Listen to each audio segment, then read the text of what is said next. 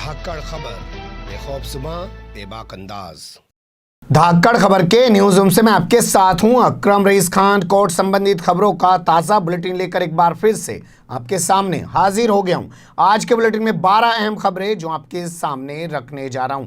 लेकिन आगे बढ़ने से पहले छोटी सी अपील है आपसे, अगर आप लोग यूट्यूब देख रहे हैं तो हमारे चैनल को सब्सक्राइब कर सकते हैं, फेसबुक या ट्विटर देख रहे हैं तो हमें फॉलो कर सकते हैं। चलते हैं पहली खबर की तरफ। दिल्ली हाई कोर्ट से ये खबर हमारे पास आ रही है, काफ़ी महत्वपूर्ण खबर है। मुझे लगता है आप लोगों को इसको नोट करके रखना चाहिए। वैसे उम्मीद मैं ये करता हूँ कि हाई कोर्ट के इस फैसले के बाद सरकारें, जैसे 3 इडियट फिल्म आई थी ना आमिर खान की, तो सरकार सोचने पे विवश हो गई थी कि शिक्षा पॉलिसी जो है, जो एजुकेशन पॉलिसी है, उसमें किस तरीके का बदलाव करे, कैसे प्रेशर कम करे जो बच्चों पे बनता है। वैसा ही जजमेंट, वैसा ही निर्देश, वैसा ही आदेश इलाहाबाद दिल्ली हाई कोर्ट से आता हुआ दिखाई दे रहा है। एक लड़की जो दिल्ली यूनिवर्सिटी की स्टूडेंट है, वो एग्ज़ाम में नकल करते हुए पकड़ी गई थी। उसके बाद 5वें सेमेस्टर के उसके सभी एग्ज़ाम रद्द कर दिए गए थे। उसके बाद वो पहुंची दिल्ली हाईकोर्ट और उसने कहा जिस एग्ज़ाम में मैं पकड़ी गई हूँ उसको चलिए रद्द कर दीजिए, इसके अलावा मेरे जितने बाकी के एग्ज़ाम हुए हैं 5वें सेमेस्टर के, उनका रिजल्ट तो आउट करवाने का ऑर्डर दीजिए। लेकिन कोर्ट ने कहा कि नकल करना एक प्लेग जैसी महामारी बीमारी है। परीक्षा में नकल करना, एग्जाम में नकल करने को कोर्ट ने कहा है कि ये प्लेग जैसी महामारी है, ये कहा है। इसलिए ये कहते हुए उसकी पिटीशन को खारिज कर दिया, उसको राहत देने से इनकार कर दिया और दिल्ली यूनिवर्सिटी के फैसले को सही करार दिया है। तो ये अपने आप में एक बड़ा अपडेट है कि कोर्ट मानती है कि परीक्षा में नकल करना प्लेग जैसी महामारी है। अब उम्मीद करते हैं कि सरकार रोक पाए, और ख़ासकर उन लोगों की सरकार रोक पाए जो 56 इंच का सीना रखने का दावा करते हुए हर चीज़ पर रोक लगाने की बात करते हुए सत्ता में आए हैं। उनके दौर में भी अभी ये सब कुछ चल रहा है। अगली खबर का रुख कर लेते हैं। समय सीमा के भीतर होना चाहिए मर्सी पिटीशन, यानी दया याचिका पर फैसला। उसका जो निपटारा है वो एक समय सीमा के अंदर, एक तय मुद्दत के अंदर होना चाहिए। सुप्रीम कोर्ट के अंदर इस मांग को लेकर एक पिटीशन दाखिल की गई है, जिसके बाद सुप्रीम कोर्ट ने केंद्र सरकार को नोटिस भेजकर इस मामले में जवाब तलब कर लिया।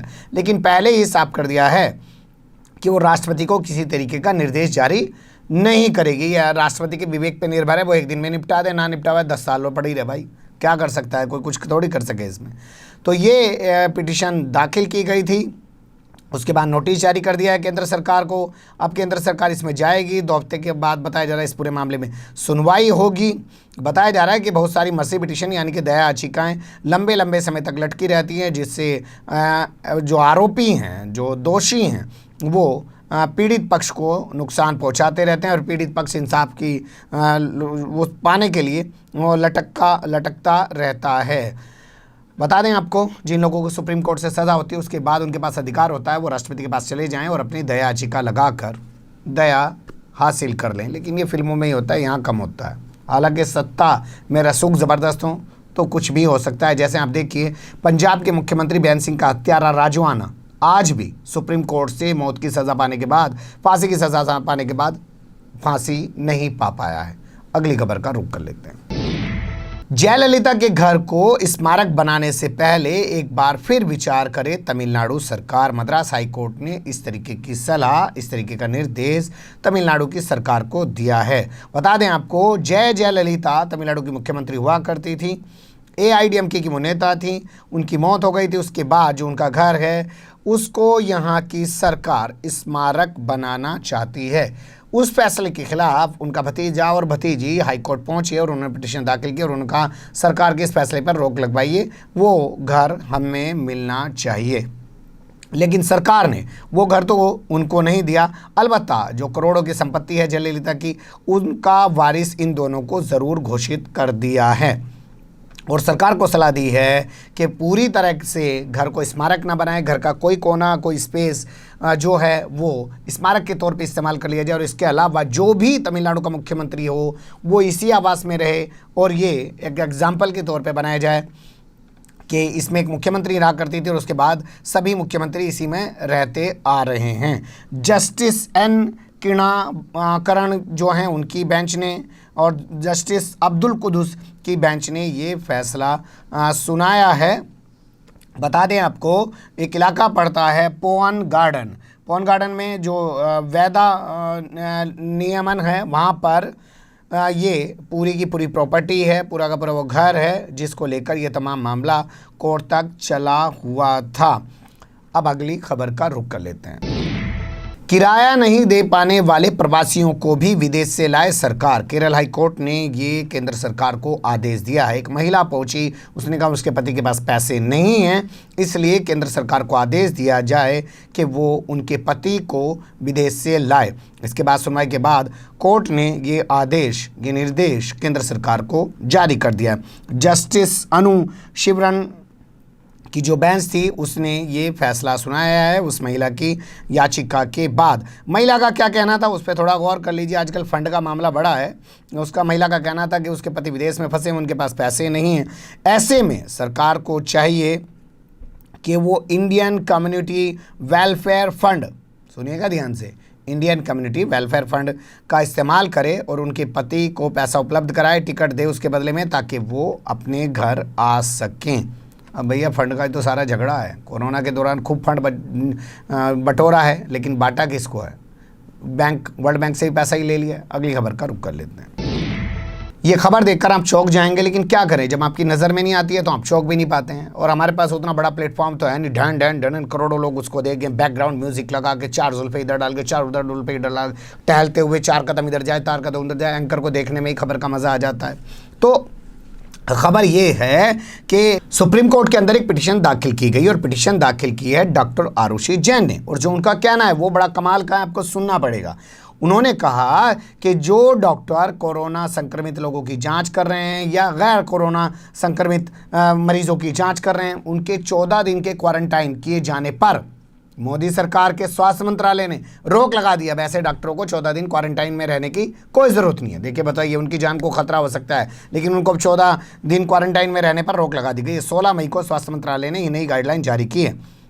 ये डॉक्टरों के लिए एक ख़तरा है और इससे डॉक्टरों को काफ़ी जानी नुकसान हो सकता है, उनकी जान को खतरा हो सकता है। यही तमाम चीज़ें कहते हुए इन्होंने ये पिटीशन दाखिल की है, जिसको गंभीरता से लेते हुए कोर्ट ने भी केंद्र सरकार से जवाब तलब कर लिया है। Justice Ashok Bhushan, justice S K. Kaul, Sanjay Kishan Kaul यानी कि और जस्टिस M.R. शाह की बेंच के सामने ये मामला पहुंचा है। लेकिन भाई साहब, योद्धा बताने में कोई कमी नहीं है। योद्धाओं को 14 दिन अब अलग भी नहीं रखने दे रहे, क्योंकि खर्चा कौन देगा भैया, होटलों में रहे हुए। तो अगली खबर का रुख कर लेते हैं। मरकज में कैसे होने दिया इतना बड़ा आयोजन, जवाब दे केंद्र सरकार और दिल्ली पुलिस।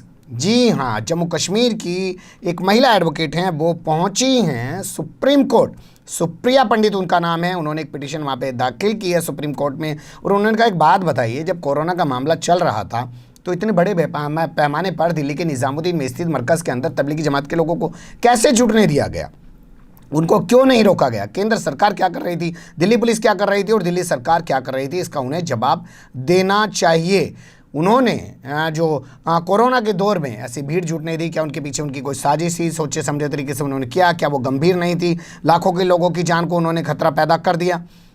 इसके लिए उन्हें जिम्मेदार ठहराया जाना चाहिए और उन्होंने उनकी पिटीशन पर नोटिस जारी कर दिया कोर्ट ने।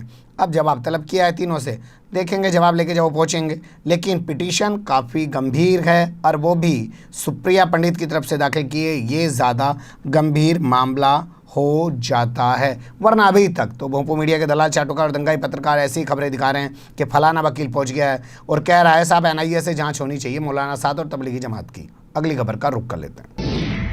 फेक न्यूज़ पर केंद्र सरकार और प्रेस काउंसिल ऑफ इंडिया यानी PCI को नोटिस जारी कर दिया है सुप्रीम कोर्ट ने। बता दें आपको, तबलीगी जमात और मरकज़ से जुड़ी हुई फेक न्यूज़ यानी कि नफरत फैलाने वाली खबरों का मामला एक बार फिर से सुप्रीम कोर्ट पहुंच गया।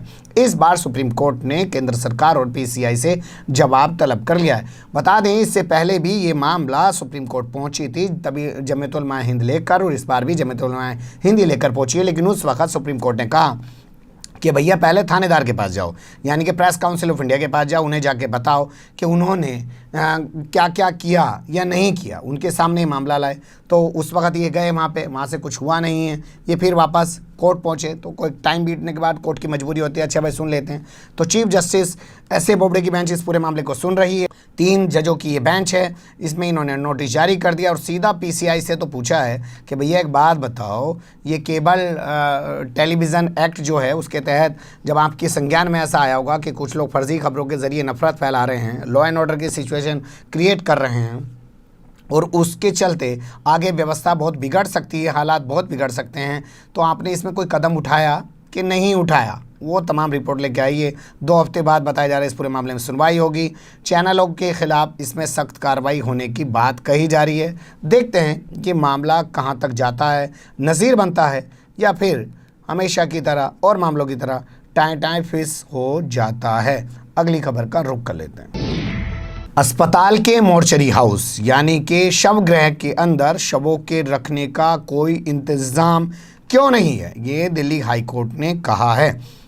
दिल्ली हाई कोर्ट की जस्टिस आशा मेनन और जस्टिस राजीव साहे की बेंच ने ये दिल्ली सरकार से पूछा है, क्योंकि एक वीडियो वायरल हो रहा है, न्यूज़ चैनल पर दिखाया जा रहा है कि दिल्ली का LNJP लोकनायक जयप्रकाश जो हॉस्पिटल है वहाँ पे 80 डेड बॉडीज़ यानी कि 80 शव रखे जाने की व्यवस्था है और वहाँ पे डेड बॉडीज़ हो गई है 108, यानी कि 28 डेड बॉडीज़ जो हैं वो एक के ऊपर एक रख दी गई हैं। अब आदमी सामान्य तो बन गया है ना, एक के ऊपर एक रख दो, मानवता तो मरी गई है, ठीक है, और कोई वैल्यू रही ही नहीं है इस दौर में। तो जब आपको याद होगा नोटबंदी के दौरान लोग मर रहे थे तो यही बीजेपी सरकार, मोदी सरकार, तमाम लोग कह रहे थे अरे क्या लोग अभी मर रहे हैं, पहले लोग नहीं मर रहे थे। जब वहाँ गोरखपुर में बच्चे मर रहे थे तो यहाँ के उत्तर प्रदेश के तमाम मंत्री और मुख्यमंत्री सब लोग कह रहे थे तो क्या पहले बच्चे नहीं मर रहे थे, तो अभी लोग मर रहे हैं। तो कोरोना में क्या पहले लोग नहीं मर रहे थे? पहले लोगों को दिक्कत नहीं आ रही थी, उनकी डेड बॉडी पहले कौन सा फूलों में धरी जा रही थी। तो वो तमाम चीज़ें वीडियो वायरल होने के बाद इन्होंने स्वतः संज्ञान लिया है और उन्होंने कहा है कि ये मरने वाले के साथ बहुत दुखद है और ऐसी तस्वीर हम देख रहे हैं और वो भी दिल्ली के नागरिक होने के बावजूद हमें बहुत दुख हो रहा है। अगर ये तस्वीर सही है तो हमें इस पे एक्शन लेना पड़ेगा, क्योंकि मरने वाले का सम्मानपूर्वक दाह संस्कार होना भी उसका एक मौलिक अधिकार है और ये उसके अधिकार का उल्लंघन है। ऐसी स्थिति काफ़ी चिंताजनक है और ये राजधानी दिल्ली से आ रही है, इसलिए और भी ज़्यादा चिंताजनक हो जाती है, क्योंकि यहाँ के LNJP हॉस्पिटल को सबसे बड़ा कोरोना से लड़ने वाला अस्पताल बताया जा रहा है और उसी अस्पताल के अंदर कोरोना से मरने वाले लोगों की डेड बॉडी जो है, शव जो हैं वो इस तरीके से एक दूसरे के शव के ऊपर रख रखे हैं। क्योंकि बता दें आपको, लोगों को शक ये भी होता है ना, डेड बॉडी से कोरोना फैल सकता है। अगली खबर का रुख कर लेते हैं। झगड़े के दौरान हुई मौत को हत्या नहीं कह सकते हैं, उसे मानव वध करार दिया जाएगा। ये इलाहाबाद हाई कोर्ट से एक फैसला आया है, इसलिए मुझे लगा कि आप लोगों की नज़र में लाना चाहिए। ये कहते हुए इलाहाबाद हाई कोर्ट ने निचली अदालत यानी कि ज़िला अदालत से हत्या के आरोप में दोषी करार दिए जाने के बाद उम्र कैद की सज़ा काट रहे शख्स को बरी कर दिया।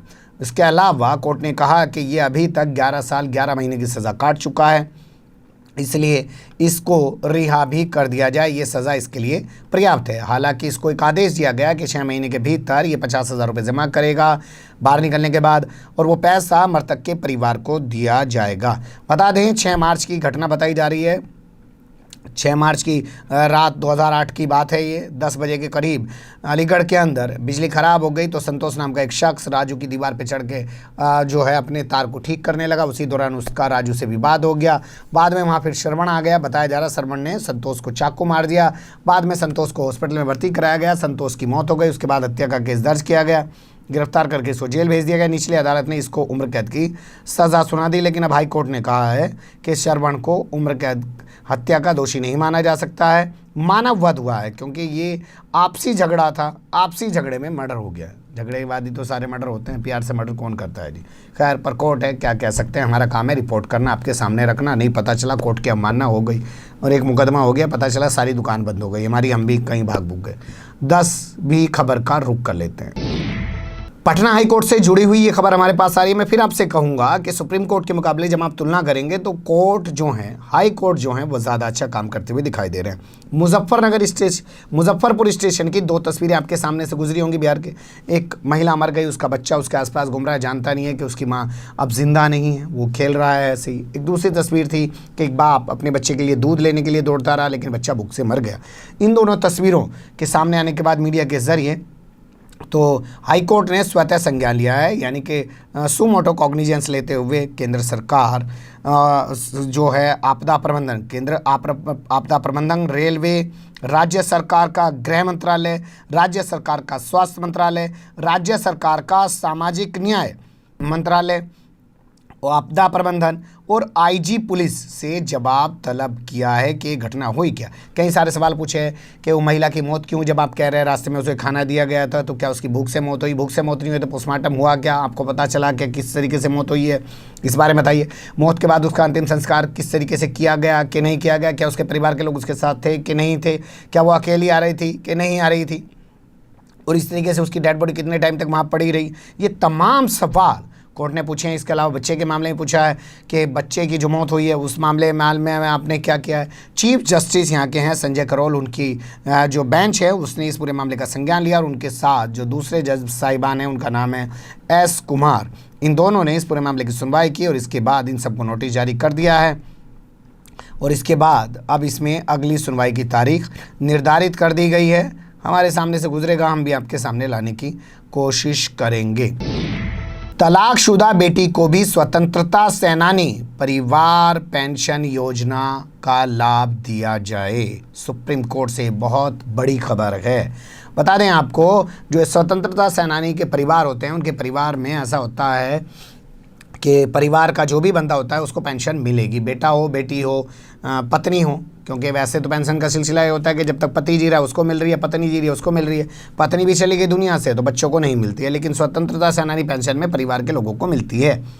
अब इनके परिवार में कोई और था नहीं, ये लड़की थी, इसकी तलाक हो गई। तलाक होने के बाद इसने दावा किया कि मुझे पेंशन दी जाए, तो हरियाणा सरकार ने कहा हम तो नहीं देंगे भाई पेंशन। इसके बाद ये पीड़िता पहुंच गई हाई कोर्ट। हाई कोर्ट की सिंगल बेंच ने इसके खिलाफ फैसला सुना दिया, यानी कि सरकार के हक में फैसला सुना दिया। इसके बाद ये पहुंच गई डबल बेंच में हाई कोर्ट की, तो हाई कोर्ट की डबल बेंच ने इसके हक में फैसला सुना दिया। अब इसके हक में फैसला आया तो जो हरियाणा की सरकार थी वो पहुंच गए सुप्रीम कोर्ट। सुप्रीम कोर्ट में जाकर पिटीशन दाखिल की, लेकिन सुप्रीम कोर्ट ने पूरे मामले को सुनने के बाद चंडीगढ़ हाई कोर्ट की डबल बेंच के फैसले पर रोक लगाने से साफ इनकार कर दिया और कहा कि वो सही फैसला है। आपको स्वतंत्रता सेनानी परिवार की इस तलाकशुदा बेटी को पेंशन देनी पड़ेगी। आप ये नहीं कह सकते हैं कि तलाकशुदा है और आप इसको पेंशन नहीं देंगे। काफ़ी अच्छा फैसला है, नज़ीर के तौर पर आप लोग जहाँ भी हों इस्तेमाल कर सकते हैं। अब इस बुलेटिन की आखिरी खबर आपके सामने रखने जा रहा हूं, जो हमारे पास आ रही है दिल्ली हाई कोर्ट से जुड़ी हुई। कोरोना संक्रमित मरीजों के लिए अलग से खाने पीने की व्यवस्था की जाए, खान पान की व्यवस्था की जाए। उनको कोरोना पॉजिटिव मरीजों का जैसा खाना ना दिया जाए, ना ही उनके साथ रखकर खाना दिया जाए। ये दिल्ली हाई कोर्ट ने कहा है, क्योंकि एक शख्स पहुंचा दिल्ली हाई कोर्ट, उसने पिटीशन दाखिल की। उसने कहा साहब मैं कोरोना संक्रमित पाया गया, पॉजिटिव नहीं पाया गया, यानी कि उसके अंदर लक्षण पाए गए थे, संदिग्ध था, वो सस्पेक्टेड था उस पूरे मामले में, लेकिन मुझे क्वारंटाइन ऐसी जगह पे कर दिया गया जहाँ पे कोरोना पॉजिटिव मरीज़ थे, उन्हीं के साथ मुझे रखा गया, उन्हीं के साथ मुझे खाना पीना दिया गया। ये तो मेरे साथ गलत किया गया। उसको कोर्ट ने भी माना कि हाँ इसके साथ गलत किया गया, और इस पूरे मामले पर जवाब तलब कर लिया है अरविंद केजरीवाल की सरकार से। अब इसमें आगे अगली सुनवाई होगी, नज़र से गुजरेगी, हम भी आपके सामने लाने की कोशिश करेंगे। बने रहिएगा धाकड़ खबर के साथ। फिलहाल कमेंट्स के रूप में आप लोग अपनी राय दे सकते हैं, खबर को लाइक कर सकते हैं, चैनल को सब्सक्राइब कर सकते हैं और ज़्यादा से ज़्यादा हमारी खबरों को शेयर कर सकते हैं। फिर ऐसे ही किसी सुलगते हुए उलझते मुद्दे लेकर मैं आपके सामने हूँगा हाजिर। फिलहाल अभी मुझे दें इजाज़त।